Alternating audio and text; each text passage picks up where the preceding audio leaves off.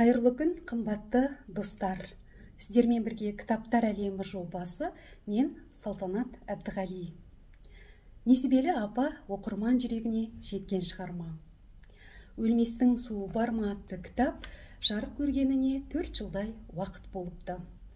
Естеріңізде болса, осыдан 3 жыл бұрын тікелей эфирге шығып, Дәулетбек Байтұрсынұлының Өлместің суы бар ма, Төлеген оқыған хат атты кітаптары жарық көргенін айтқан едік. Содан бері кітаптар өз оқырманын тауып, қолдан қолға өтіп, кең таралды. Самға баспасынан жарық көрген 200 беттік шағын кітап әңгіме естелерден тұрады. Оқып отырып, кітапқа арқау болған әңгімелердің дені автордың басынан өткен, көзімен көрген оқиғалар екенін түсінесің. Олай дейтініміз, жазушы Асхан ыждағаттылықпен шынайы, нақты баяндап отырады. Кітапта Несібелі апа секілді көлемді повесть жазылу формасы жағынан, көтерген тақырыбы жағынан да өзгеше. Біз бүгін осы Несібелі апа хикаятын талдаймыз. Айталық, Кеңес үкіметі құрылып 1917 жылдардан Екінші дүниежүзілік соғыс аяқталған 1945 жылдарға дейінгі 30 жылға тарта өмір өте күрделі болды. Түрлі саяси науқандар, ішкі аласапыран тоқтаусыз жалғасып жатты. Кеңес үкіметі құрылғанға дейін қазақ даласында 6 миллион қазақ болғанын тарихи құжаттардан білеміз. Ал соғыстан соңғы кезіндегі мәлімет бойынша қазақ даласында 2 миллион ғана қазақ қалған екен. Қалған 4 миллионы қайда? Алғашқы азамат соғысы кезінде қырылды. Байлардың мал дүниесін тәркілеу кезінде босып кетті. Одан кейін 30 жылдарға жалғасқан жасанды ашаршылық кезінде аштан қырылды. 1937-38 жылдардағы халық жауларын аластау науқанындағы қызыл қырғын үркіншілік жалғасты. Онан іле-шала орыс неміс соғысы басталды. Енді тірі қалғандарын қан қасапқа салды.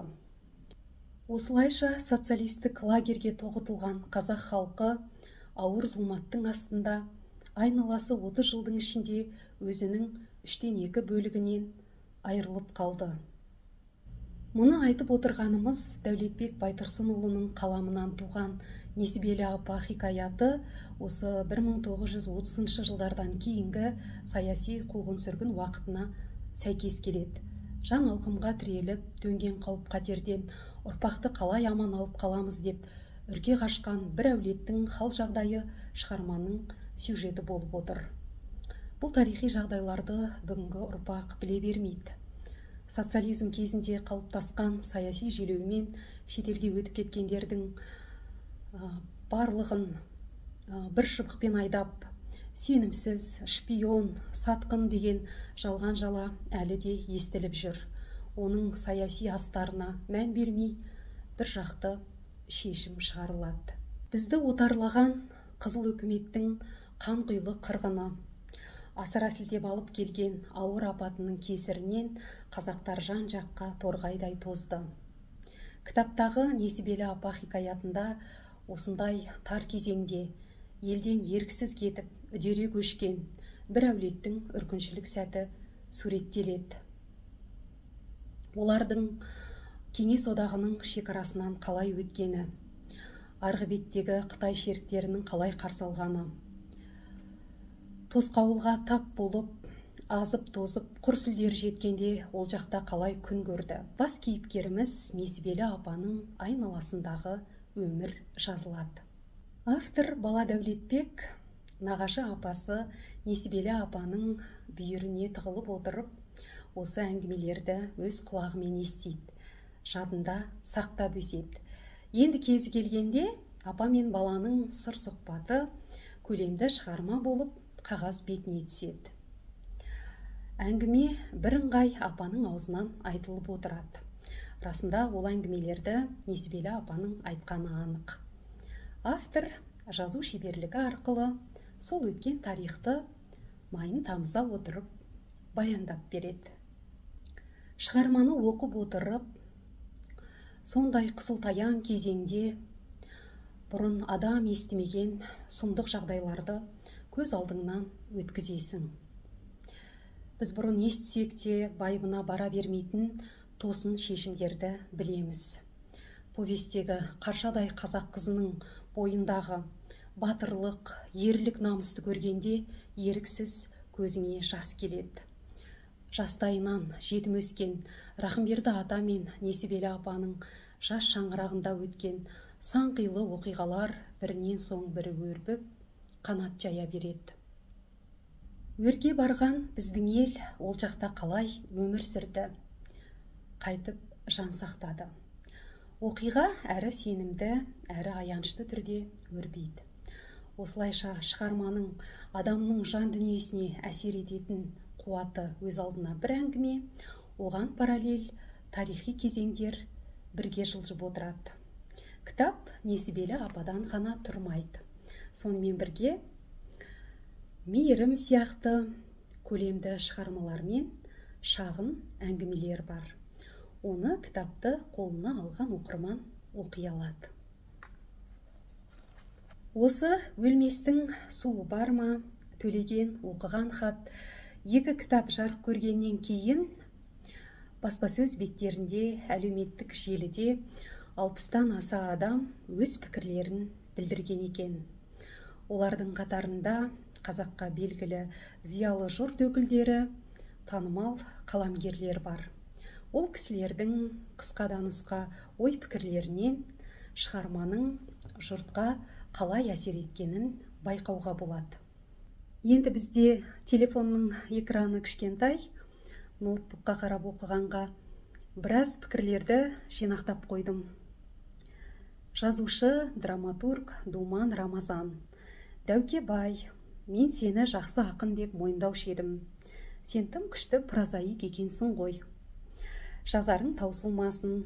Дәулетбек бауырымның Несібелі апа атты хикаяты да тарихилығымен, өзектілігімен есте қалады. Оқырманды бірден баурап алады деп жазыпты. Ақын радиожурналист Бақыт Жағыпар. Несібелі апаның айтқандары сойқан әңгіме. Сол мөлдіреген қалпында хатқа түсірген сіздің қаламыңыз қашанда қуатты болғай деп жазыпты. Ақын, қоғам қайраткері, мәжіліс депутаты Жанарбек Әшімжан. Дәуке, Ақтау жақта жүрмін. Жолға сіздің кітапты ала кеткем. Несібелі апамыздың әңгімесі сұрапыл екен. Арасында жылап талдым. Арнайы жазам бұл туралы деп жан сырын ақтарған екен. Журналист, жазушы, радионың майталман жүргізушісі Маржан Тұрысбек қызы. Дәулетбек аға, қолтаңбаңызбен ұсынған қос кітабыңызды оқып шығып шөлім қанды. Қазақтың бүгінгі хал күйінің ұңғыл-шұңғылын зерттей жазған шығармаңызды бей-жай оқу мүмкін емес. Несібелі апаңыздың оқырманды тартуы тіпті де ғажап деген жүрек сөзін жазыпты.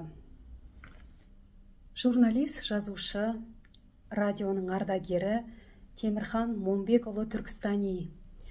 Бұл орайда жазарда жанрға, формаға байланып қалуды өз басым қаламаймын.